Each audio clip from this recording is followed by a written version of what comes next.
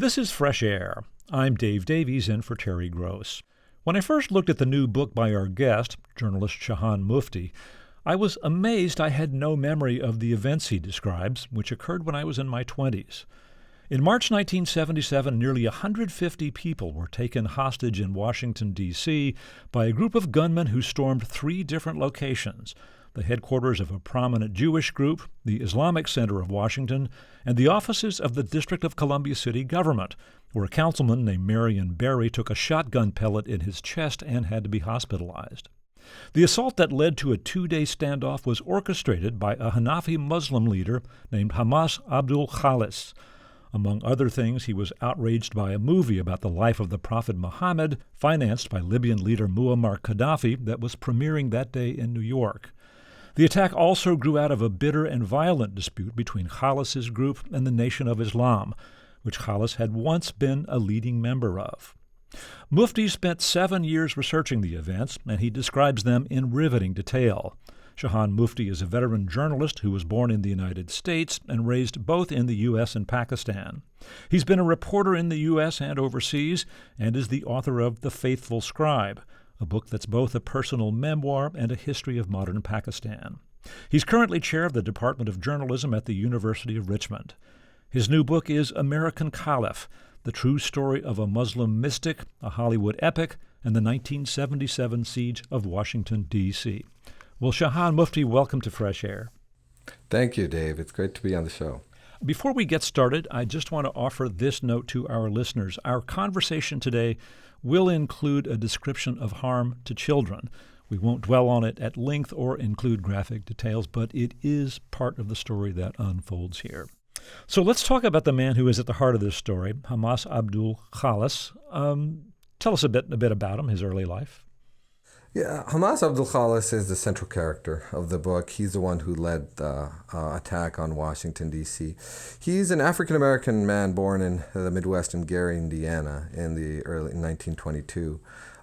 He is a remarkable personality. He has a lot of, but one of the things that stands out, especially for people who remember him from his childhood, is his musical talent, but also his personality. He was a quirky personality and exhibited some kind of strange antisocial behaviors.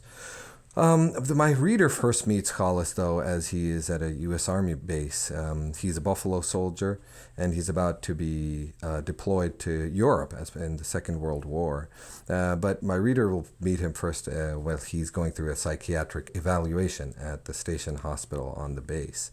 And that's where it first emerges that he may be suffering possibly from some kind of mental illness or disorder. And he's let go from the Army, and somehow slips through the cracks in the bureaucracy and ends up in Harlem as a jazz musician, and a very successful one.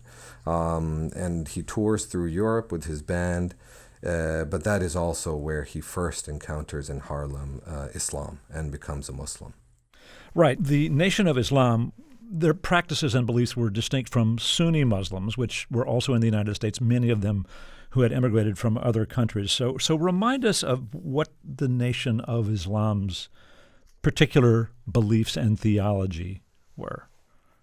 Yeah, the Nation of Islam is a fascinating organization, and I get into it in some detail in the book, but they have beliefs that have borrowed from Islam, but some of them are entirely original, and they believe in the superiority of the black race.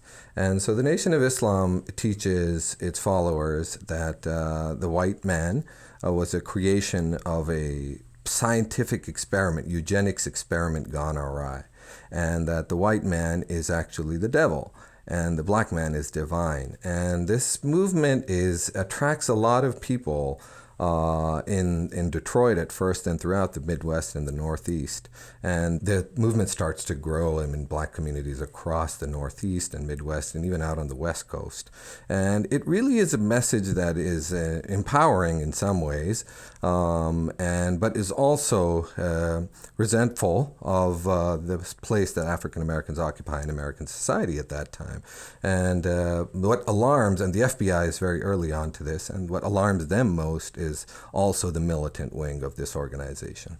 But the Nation of Islam, whose adherents call themselves black Muslims, become a larger and larger force. They establish a lot of businesses. They open mosques in other cities, and they attract the attention of the FBI. And there was also a TV documentary series called The Hate That Hate produced, which elevated their profile. Khalis, the guy at the center of your book, of our story here, moves to Chicago to work directly under Elijah Muhammad. He's part of his inner circle, eventually has a falling out over a personal matter, which you describe. It's pretty colorful, and returns. He goes to New York and then becomes a follower of a different strand of Sunni Islam, the Hanafi strand. So Khalis forms his own group. And it's interesting that this is a guy who'd been to college. He had been a successful jazz musician.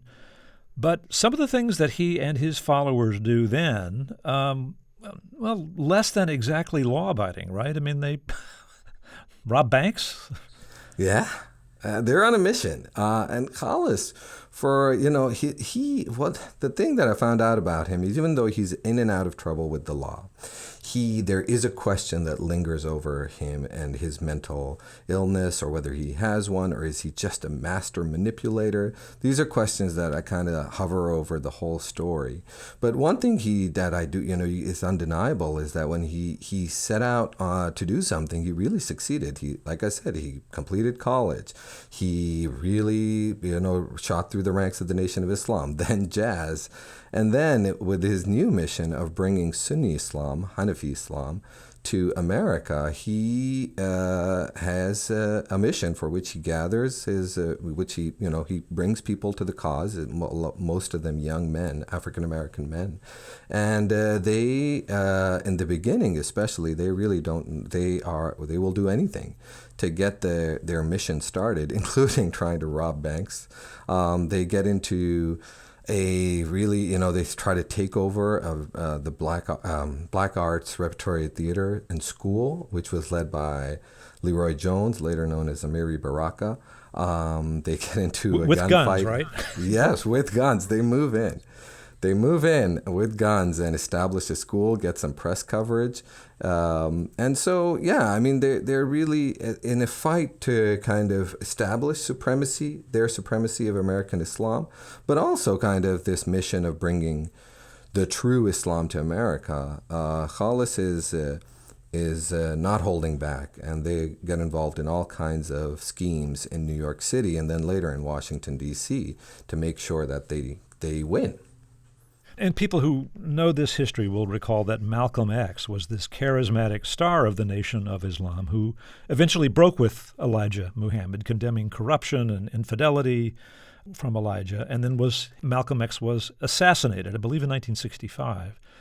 And Elijah Muhammad then recruits another star, the boxer, Cassius Clay, who becomes Muhammad Ali.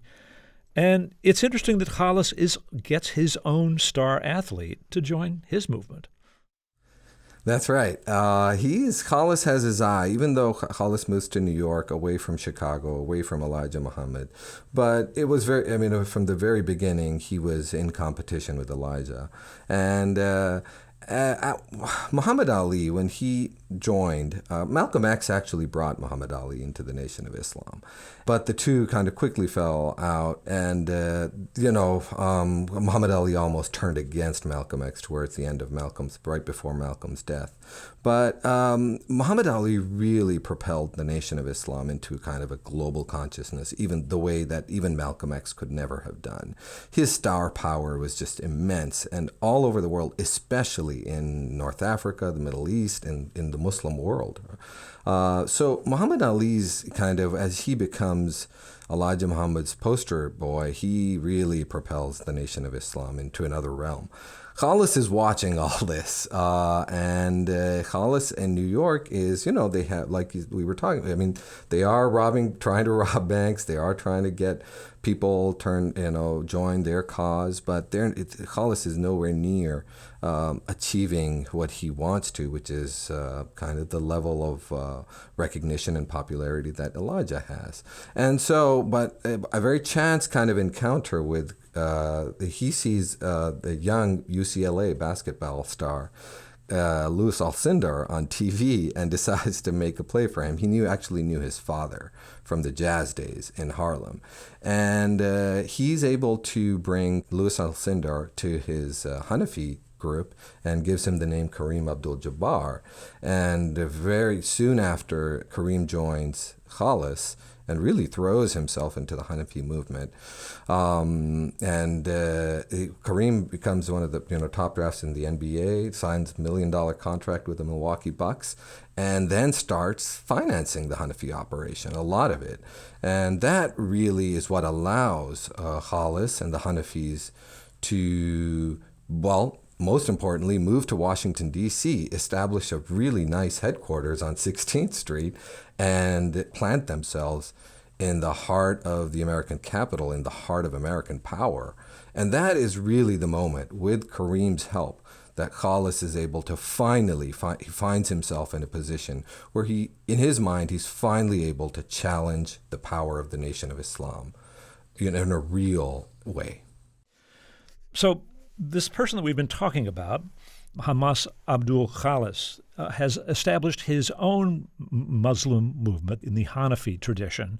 In the early 70s, he is in a growing feud with the Nation of Islam, and he sends a bunch of letters, among them one which particularly insulted Elijah Muhammad, the leader of the Nation of Islam. And it seems that from then on, it was kind of war between these two leaders and these two movements, wasn't it? Yeah, so this moment where Khalis has established himself with the help of Kareem at this headquarters in a really beautiful building on 16th Street in Northwest Washington, D.C. By the way, the FBI and the Washington police are already watching this community as soon as they move to Washington, D.C., and they're watching them pretty closely. But one thing that they don't notice is that Khalis buys a Xerox machine. They don't make much of it, but that's kind of his plan for this, is that he's going to start writing letters and printing copies of these letters and sending them around the country to Elijah Muhammad's followers. In these letters, Khalis is with his kind of makeshift mass media operation. Khalis tells the story of Elijah Muhammad as he understands it, which is that he is a charlatan, he is an agent of Zionists who has been sent, who is doing the work of misleading Black Americans and turning them away from true Islam.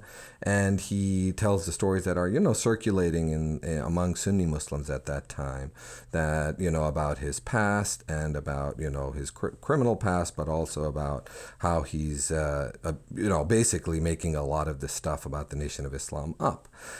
A lot of this, so these letters go out to all the temples of the Nation of Islam and to the ministers. And the Nation of Islam by this time is a massive national organization, coast to coast, and has thousands, tens of thousands of followers. And a part of this organization, within this organization, there is really an element of an organized crime unit that's also developed. And people within that organized crime unit take note of these letters. They're coming from a defector who has inside knowledge of the Nation of Islam. And so they receive these as almost as threats, but at the very least as threatening letters that threaten the existence of the Nation of Islam. Right, and that brings us to a part of the story. I'm just going to alert our listeners. I'd mentioned earlier that there is a description of harm to children in this story. We're about to get to that, so if you want to step away for a couple of minutes, this might be the time to do it. In January 1973, a group of men, essentially a hit squad, arrives at the Hanafi headquarters there that Khalis had established in Washington, D.C. He was not there. They were clearly there to find him. There were more kids than adults there. What happened? So this hit squad originated from Temple 12 of the Nation of Islam in Philadelphia. This was a notorious temple in the Nation of Islam, known for its really kind of where the organized crime unit of the Nation of Islam was headquartered in some ways in Philadelphia. They kind of come in cars and on trains and arrive in Washington, D.C. the day before Nixon's second inauguration. So the D.C. is buzzing, but these men are on a mission to eliminate the threat of Hamas Abdul Khalis, kind of eliminate the Hanafi organization. They arrive at the headquarters one afternoon, like you said, to assassinate Khalis. But what they find is a house full of mostly kids and Khalis's close family members, including his wives. He had multiple wives. They enter and cut loose in a fashion that this organization that had developed in Philadelphia was called the Black Mafia, but also the Muslim Mob, and they were notorious in Philadelphia for real violent crime. In their typical fashion, they unleashed on the children in the house and on the grown-ups as well. They went on, gathered everybody in the house. There was about a dozen people in the house. And they started, after not finding Khalis there, they got frustrated and cut loose and started shooting the children. Well, some of the children first, Khalis's children. Some of them were. Khalis's eldest son was 25 at that time, and really emerging as his heir apparent to the organization as well. He was shot in the head. And the children, there were children between the ages of 7 years old and 9 days old. One of Khalis's babies was from his second wife was 9 days old at that time. And these men decided that they could not leave behind the children as potential witnesses, and decided to drown them. It was just, it was a horrific massacre. The next morning's papers called it the worst massacre in the history of the nation's capital. A total of 7 killed. I tallied this up. 2 adults, 5 children, and then 2 other adults who actually survived with bullet wounds to the head. One of them, a daughter of Khalis, who later testified at the trials of the assailants, if I have all this right. It seems like most of the violence came from the Nation of Islam. I mean, the Khalis's group didn't seem to, although they did rob banks, they didn't engage in violence before this, right? But I'm just kind of wondering why all of this turbulence? Why not, why do you think this developed as it did? Well, this is happening. This is happening in the larger context of, the Black Power movement growing, the Black Panthers emerging in the 60s. So Khalis's movement, the Hanafis, are in some way straddling they have one eye on the unrest in America. This for Khalis, the hot summer of 1967, and then MLK's assassination in 1968, and not just for Khalis, but Kareem as well, the two kind of important figures in this movement. They're watching what's happening in America, but interestingly, they're also tying it to being Muslim. They're able to tie it to what they're seeing in the Middle East, for example, the 1967 war between Israel and its Arab neighbors. They're looking at the plight of the Palestinians somehow, and equating that in some ways to what African Americans are experiencing in this country. So it's a really interesting, place to be looking at as Black American Muslims. They were interpreting a lot of what they were seeing in America and putting it in a global context, the way that maybe not everybody was. And, the turbulence there was enough going on in the United States with some militant African-American civil rights organizations as well. Like I said, the Black Panthers were in the Revolutionary Action Movement, which was allied with Malcolm X. A lot of these groups were carrying out their own militant attacks in America. Not just them. I was amazed during There's the the research Weather of this Underground. book. There were other groups too. Yeah, right? exactly. There is so much happening in the United States in the 60s and 70s as far as militancy goes. Let's take a break here, and then we'll get back to our conversation in just a moment. We are speaking with Shahan Mufti. He is chair of the journalism department at the University of Richmond. His new book is American Caliph, The True Story of a Muslim Mystic, a Hollywood Epic, and the 1977 Siege of Washington, D.C. He'll be back to talk more after this short break. I'm Dave Davies, and this is Fresh Air. This is Fresh Air, and we're speaking with journalist Shahan Mufti, whose new book describes the largest hostage-taking in American history. It occurred in Washington, D.C. in 1977 when a Muslim leader named Hamas Abdul Khalis led an assault on 3 locations in the nation's capital. He was angry about the premiere of a movie on the life of the Prophet Muhammad and the murder 4 years earlier of 7 of his family members and followers by supporters of the Nation of Islam, with whom Khalis was engaged in a bitter dispute. Mufti's book about the events is American Caliph, The True Story of a Muslim Mystic, a Hollywood Epic, and the 1977 Siege of Washington, D.C. Before we get to the hostage incident, which is at the heart of this story, we have to talk a little bit about the movie. There is a film here, which could be a whole book by itself, so let's give it a brief description here. There was a film director, a Syrian-born gentleman, Mustafa Akkad. He has an idea to kind of tell the Western world about Islam by, portraying the critical events in the life of the Prophet Muhammad. Of course, there is, I think, generally in Islam, a prohibition of depicting the Prophet in any way. How did he propose to handle that, and how does he get funding for this? Right. So as Khalis and his group are watching the events in the Middle East, the 1967 war between Israel and Arab neighbors, Akkad, this man born in Aleppo, Syria, who has come to the United States in the 50s just with one dream of making it in Hollywood, he's also watching these events in the Middle East, and that's kind of what inspires his project. He wants to tell the story of Islam to America, and his medium is film. He wants to be the Arab David Lean. He wants to create an epic, an unforgettable epic in which he will tell the West the story of Islam, and specifically the story of the Islamic prophet Muhammad. The hitch here is that you cannot show Muhammad. That's the widely accepted belief of a majority of the Muslims around the world. And it's a complicated history because Muhammad has been depicted in paintings in Islamic history, but it's a widely accepted taboo. His workaround is simply to not show Muhammad, but actually use the camera to kind of relay his point of view. So you can view things through Muhammad's eyes in the film.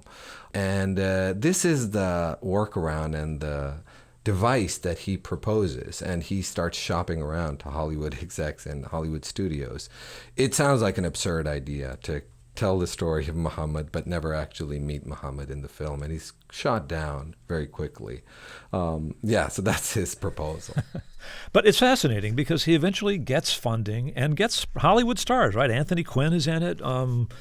And he also wisely goes to religious authorities in Islam and kind of gets the boxes checked, right? People said, yep, this is okay.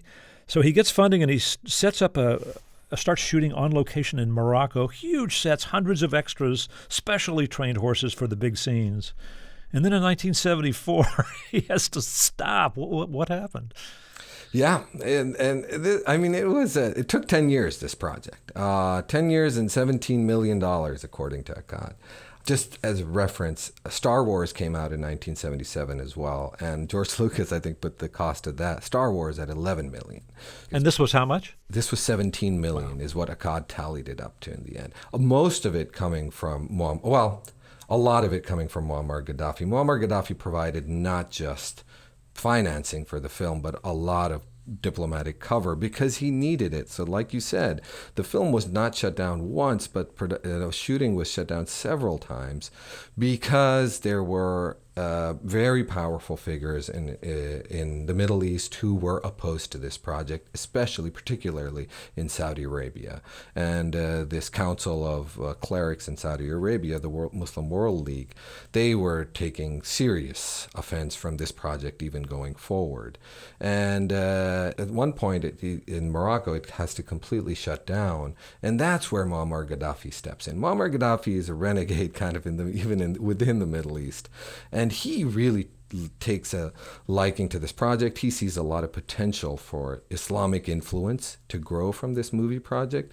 And he takes Akkad in, thousands of extras, and provides him diplomatic cover, but also just incredible facilities in Libya, and allows the film to go to completion.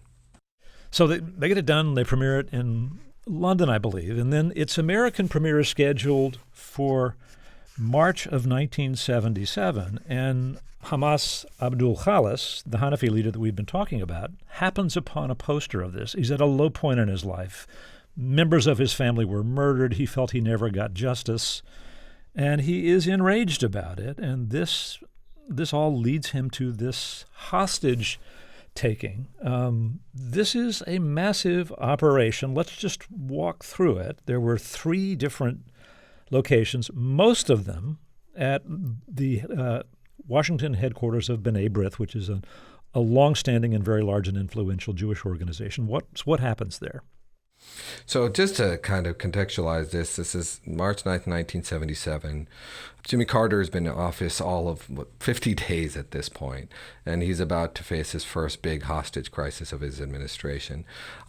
He does not know that. He is hosting the Israeli Prime Minister, Yitzhak Rabin, that morning, and it's a really important meeting that a lot of people are paying attention to because Carter has come into office, and it's very obvious that peace in the Middle East is going to be a central foreign policy focus of his.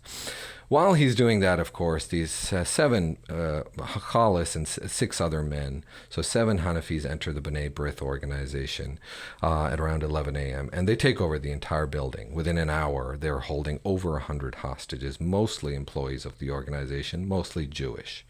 That is the first hit. Washington police is responding to this, trying to make sense of this, when a couple miles down Massachusetts Avenue, 3 other Hanafis hit the Islamic Center of Washington, D.C. And they enter there, take close to a dozen hostages, most of them actually Muslim. It's the Islamic Center, and some of them with actual quasi-diplomatic status. And some of the patrol cars have to peel off from the B'nai B'rith and go to the Islamic Center. They're still trying to piece this together when the Hanafis hit the 3rd target, which is the district building, which is kind of it's city council for Washington, D.C. And it's just a few hundred yards from the White House, visible from Carter's bedroom, actually. And the Hanafis over there, the 2 Hanafis take over the 5th floor of that building. That was the most violent site of the whole takeover. The 3rd building is where there was a gunfight between security police and the Hanafis, and that is where within a few minutes of the takeover, there are 3 bodies lying on the marble floor, bleeding.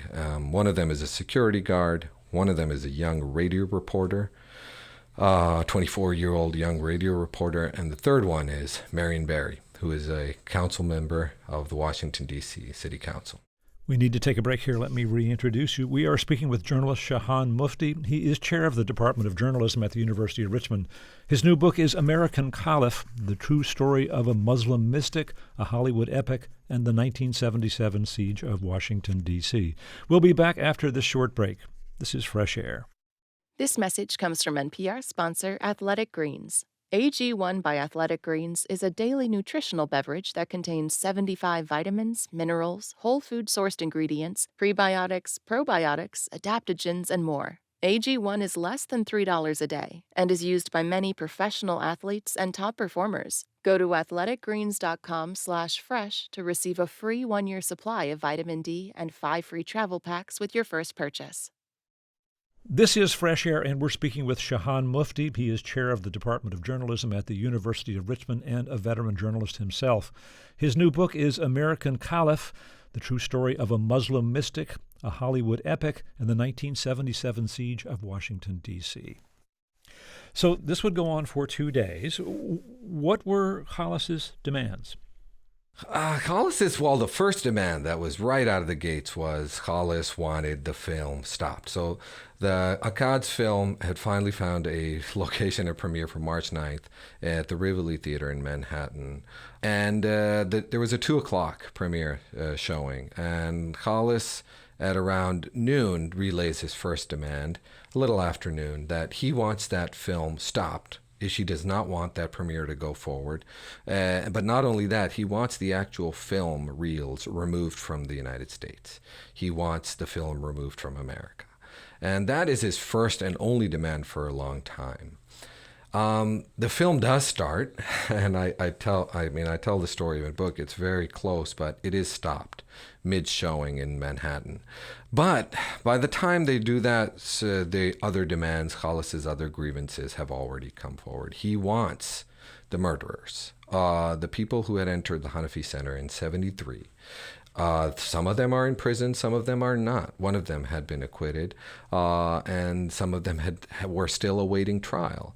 Khallis wanted all of them delivered to him at the B'nai B'rith, where he said he would execute justice, which most people assumed to mean that he would behead them or execute them somehow.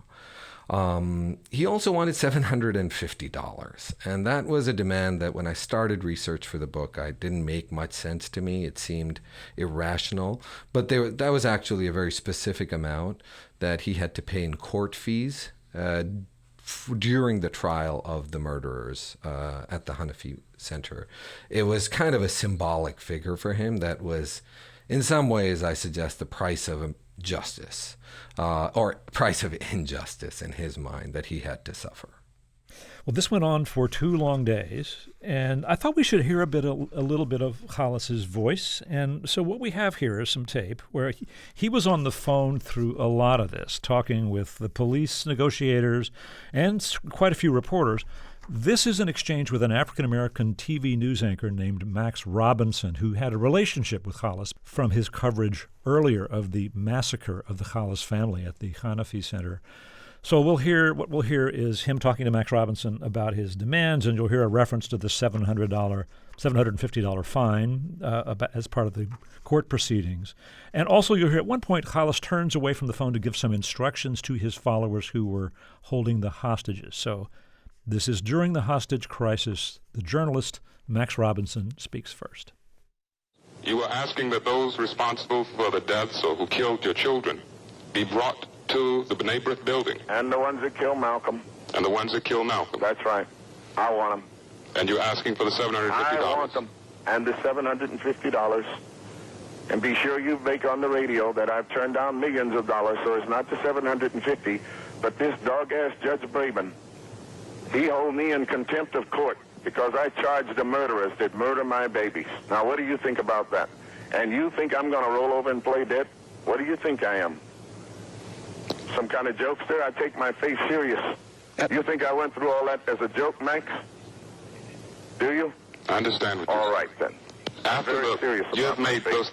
What about those sharpshooters, brother? They may have moved them somewhere else. Keep stacking, boys. Keep stacking, boys. Move it faster. Make them move faster, Latif. Work them. Hamas? Yes. You talked to Police Chief Cullinane a few moments ago. Yes. What were your demands of him? Same thing, Max. I'm through. All right? Been talking all day. Okay? And that was Hamas Abdul Khallis during the hostage-taking in 1977 when he had nearly 150 people being held hostage. You know, and in a situation like this, you hope that hostages can be released without harm, but a fair amount of harm was inflicted in the taking of these folks, wasn't it? Well, the district building, the third location, like I said, was the deadly one. That's where people died. Well, at least one reporter died immediately. But there was violence at there was a lot of violence at B'nai B'rith. Khallis had, his anti-Semitism he kind of had, been introduced to this idea in some ways, as far as I could tell, in the Nation of Islam. But even though he rejected all the teachings of the Nation of Islam and completely turned on that organization, that somehow was a constant in his life. And he really carried a lot of that suspicion of and hatred for Zionism, especially, he said. And he carried that into his Sunni Muslim life too. And he was there present in the B'nai B'rith, and that is where, nobody died immediately at that location, actually at no point, but that is where there was a lot of physical abuse. Khalis himself knocked some people out with at least one person out with the butt of the gun, it emerged, and people were shot, were bleeding, and at several moments were piled up. And for Jewish hostages, some of these Jewish hostages that actually, escaped the Holocaust in Europe, and for them to be, this trauma was triggering, really old wounds. We are going to take one more break here. We are speaking with Shahan Mufti. He is chair of the Department of Journalism at the University of Richmond. His new book is American Caliph, The True Story of a Muslim Mystic, a Hollywood Epic, and the 1977 Siege of Washington, D.C. We'll continue our conversation in just a moment. This is Fresh Air. I was going to ask you kind of what you make of him, given that, there are any number of cases in his life where he appears to have psychiatric problems. His wife at one point committed him for treatment, many years before. I mean, do you think he was mentally ill? That's a question I think in the end, I do leave for the reader to decide. It's interesting. His encounters with psychiatrists and his mental evaluations are always going on at a time when he's in some trouble. Either he's about to get deployed, or he's just been, he's about to get prosecuted for a bank robbery, or something is where his mental illnesses flare up. Having said that, I'm no psychiatrist, and I cannot diagnose anybody, especially who I never met and who's not around anymore. But many people, the way he excelled at manipulating people, and the way he had these, what I call in the book, kind of possible delusions of grandeur. These are also possible manifestations of whatever his mental condition and mental state was. So it's hard to tell, but he was clearly not handicapped always by these by his condition, and in some ways his ability to manipulate people and his ability to charm people in some ways could point to some condition which allowed him to do that, but also which he suffered from. Maybe the most amazing moment in this really amazing story is how the hostage crisis came to an end. Remarkably, 3 ambassadors from the countries of Iran, Pakistan, and Egypt came in to talk to Khalis there at the B'nai B'rith building. The police allowed it. Tell us just a little about the conversation and what made the difference, what the breakthrough was. This was a remarkable moment of the story, and something that I think would never happen today, where 3 foreign ambassadors would be allowed to walk into an active hostage situation and negotiate on behalf of the United States. These 3 ambassadors were armed only with a copy of the Quran, and had selected some verses that they were going to read to Khalis and try to convince him somehow through the force of Allah's word to give up the hostages and let them go. This meeting went on for over 3 hours and went in late into the night of the March 10th. And in the first couple of hours, the ambassadors were really relying on their Quranic verses and kind of reason with Khalis through those words and appeal to his ideas of justice but also precision in following Allah's commands, etc. But really what broke him in the end was not words from the Quran or any religious text. It was a story that the Iranian ambassador told him about, that he had heard from his grandmother about his own family, and kind of a story. It was a story of cyclical violence and revenge, and that story really cracked Khalis in the end. He embraced the Iranian ambassador for several minutes and wept. You said this was the first time you were aware of him crying over the deaths of his children? That's right. I spoke to many people who were around Khalis after the massacre of his family, through to the hostage-taking 4 years later, and not one remembered Khalis ever shedding a tear, which was remarkable and scary for a lot of people. But this story that the Iranian ambassador told him in the lobby of the B'nai B'rith late into the second night, it was a story about his own family, like I said, and it was a story about how his grandfather had been murdered, and how his grandmother had decided to forgive the murderers of his grandfather. Somehow that story captured a lot of what Khalis was feeling and had been, what was in his mind and in his heart leading up to the hostage-taking. It collapsed the political and the personal and the religious and the psychological in a way that finally penetrated Khalis's armor. And he broke down, he embraced the ambassador, and he wept for several minutes, and just as everybody in the room just watched silently, wondering what this would lead to. But eventually Khalis stopped crying, took a seat again, and informed the negotiators at the table that he was ready to let all hostages go. I think you're right that one of the ambassadors said, perhaps you should release 30 hostages as a show of good faith. And he says, maybe I should just release them all. You eventually spoke to the Iranian ambassador about this, still alive. What did he recall of it? He actually just died last year, but I was lucky enough to visit with him in Montreux, Switzerland, where he's lived in exile ever since the Islamic Revolution in Iran. He had a remarkable, he was in his 90s when I met him, his mid-90s, but he had a remarkably sharp memory of all these events. He, like so many others I spoke with some real tenderness for Khalis, which I was surprised by, to be honest, to consider the amount of pain Khalis caused so many people. But there were, negotiators, but there were some even hostages, and a lot of people who felt the pain that Khalis had also suffered in his life, and spoke of it, and were in some ways, I think, including the ambassador, I think many of them were still trying to make sense after all these years of what had happened to Khalis. So he agrees to let them go if he can figure out some terms with the police, and they do it. I mean, part of the arrangement was that he would be released after he surrendered, which is pretty remarkable considering the gravity of these events, he and some others. But eventually they all went to trial, and Khalis spent the rest of his life in prison. This is a largely forgotten episode. Neither you nor I remembered it until we discovered it more recently. Why do you think this is worth remembering and retelling?